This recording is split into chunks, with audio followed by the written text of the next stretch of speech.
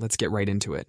Number 10. The Dum-Dum Bullet. Imagine getting shot, but instead of a clean hole, the bullet explodes inside you like a tiny grenade. That's what a Dum-Dum Bullet does. These bullets were invented at the Dum-Dum Arsenal near Calcutta, India, in 1897. British soldiers were fighting against tribal warriors who wouldn't go down when shot. Regular bullets would pass right through them, and they'd keep on fighting. So the arsenal came up with a horrifying solution. They took normal bullets and filed down the tip, exposing the soft lead inside. When these modified bullets hit someone, they'd mushroom out, creating a wound the size of a coffee cup. Soldiers started making their own versions in the field.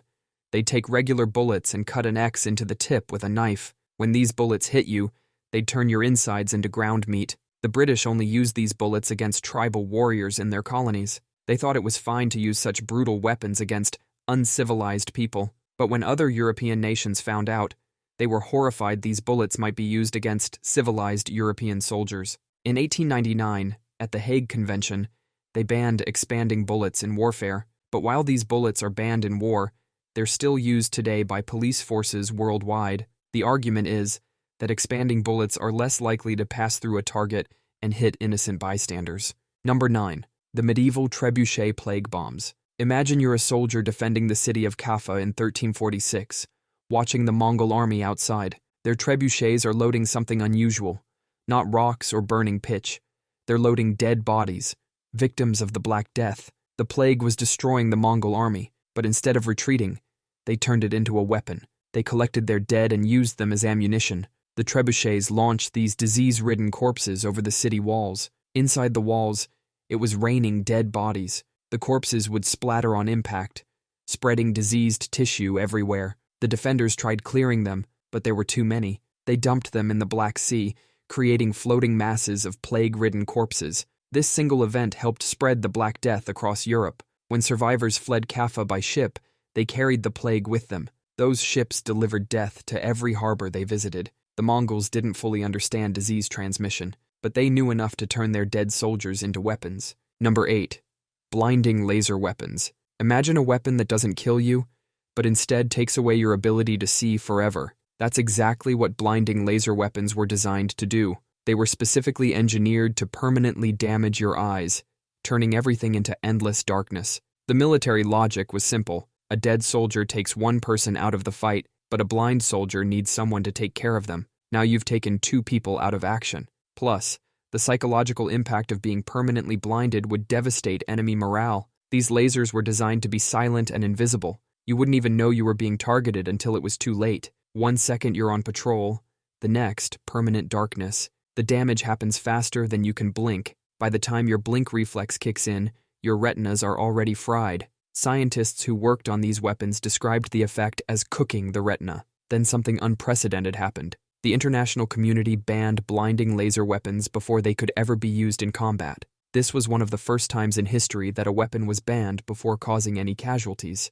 But while deliberately blinding weapons are banned, many modern military lasers can still cause permanent blindness by accident. They're officially designed for targeting or range finding, but at close range, they can still cook your retinas. Number 7. Carcass contamination and poisoned wells. Imagine you're at a public pool and someone throws a dead animal in it. Now imagine that animal has been rotting in the sun for days, and instead of a pool, it's your only source of drinking water. And instead of one animal, it's dozens. This tactic was about turning life-giving water into a death sentence. Medieval armies would dump diseased animal carcasses into wells and rivers to poison the water supply. Sometimes they'd even use human bodies, especially ones that died from plague. The bacteria from rotting bodies would spread through the water like wildfire. One contaminated well could take out an entire village and its livestock. The psychological toll was immense. Knowing your water source was full of rotting corpses was enough to break an army's will to fight. It was so brutal that even the ancient Romans made poisoning wells illegal, considering it an offense against the gods. In a time when crucifixion was common practice, this was considered going too far. Vlad the Impaler famously used this tactic against the Ottoman army, and the Finns used it during the Winter War against the Soviets. A poisoned well is a wound that may never heal. Number 6. The butterfly mine. A small plastic explosive designed to look like a colorful butterfly or flower. These mines were specifically made to attract children. Made almost entirely of plastic, metal detectors can't find them. They're invisible to the people trying to clean up after wars. These mines can be scattered from helicopters or planes. When they fall, their wings spread out, making them spin like little helicopters. They can cover huge areas this way, like throwing confetti, but each piece is lethal. These mines don't always explode when picked up. The people who clean up minefields have to crawl on their hands and knees, looking for plastic toys that might explode. Some of these mines are still out there from wars that ended decades ago, just sitting there, waiting for someone's kid to think they've found a cool new toy. Number 5. The Flying Nuclear Chainsaw. Project Pluto, nicknamed the Flying Nuclear Chainsaw, was a 50-foot-long missile powered by a nuclear reactor that could fly around the Earth for months at 3 times the speed of sound. Flying just a few hundred feet off the ground, its sonic boom alone could knock down buildings. The nuclear reactor wasn't sealed.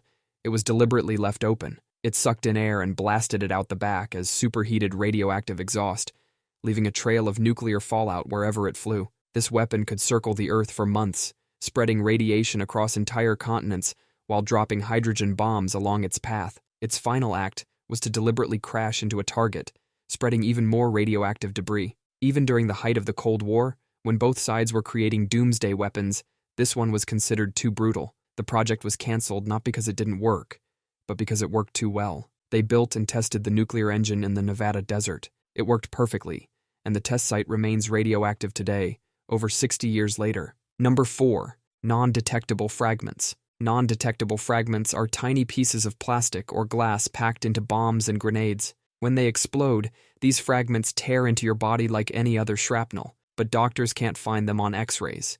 It's like having hundreds of invisible knives stuck inside you. The surgeons are basically playing a deadly game of Operation Blindfolded. These weapons were designed specifically to be cruel. The goal wasn't just to kill, it was to make survivors suffer for life. Imagine having a piece of plastic lodged next to your spine. Every time you move, it shifts a little, causing intense pain. But the doctors can't see it on any scans, so they can't help you. The pain would randomly spike without warning, like being repeatedly stabbed from within. These weapons were quickly banned by international law, but some terrorist groups still try to make them. They've been caught putting ground-up fiberglass into explosives. When that gets in you, it's like having microscopic razors flowing through your bloodstream. The fragments are so small and scattered that removing them all would be impossible. Number 3. Biological weapons. Imagine catching a cold, but instead of getting better in a week, you're dead in 24 hours. That's what biological weapons can do, and they're so nasty that even during war, most countries agreed not to use them. Think of biological weapons like a deadly chain letter that keeps spreading. You don't just hurt your target, you hurt everyone they come in contact with, and everyone those people come in contact with. One of the scariest examples is anthrax. These tiny spores are like microscopic time bombs that can survive for decades. Imagine dropping a handful of glitter on the ground. Now imagine that glitter could kill you if you breathed it in, and it would stay dangerous for the next 50 years. During World War II, the Japanese had a special unit called Unit 731. These guys weren't just testing biological weapons, they were trying to perfect them. They would deliberately infect prisoners with plague, cholera, and anthrax just to see what would happen. In 1979, the Soviets accidentally released anthrax spores from a secret facility. The wind carried these invisible killers into a nearby town. At least 66 people died, and that was just from a tiny accident. Once you release a biological weapon, you can't control it. Number 2. Blister Agents. Imagine the worst sunburn you've ever had. Now imagine that sunburn forming massive blisters all over your body. Now imagine those blisters are filled with acid instead of fluid. That's just the start of what blister agents do to you. The most infamous was mustard gas, and despite its name, it wasn't actually a gas. It was more like an evil mist that would settle on everything like morning dew. This dew wouldn't evaporate in the sun. It would stick around for days or even weeks. You wouldn't even know you'd been exposed until hours later. Soldiers would walk through a contaminated area, thinking everything was fine. Then, 4 to 6 hours later, their skin would start to burn like they were being cooked alive. Huge blisters would form, some the size of your fist. If you breathed in even a tiny amount, it would be like having your airways scrubbed with steel wool. Those same blisters would form inside your throat and lungs.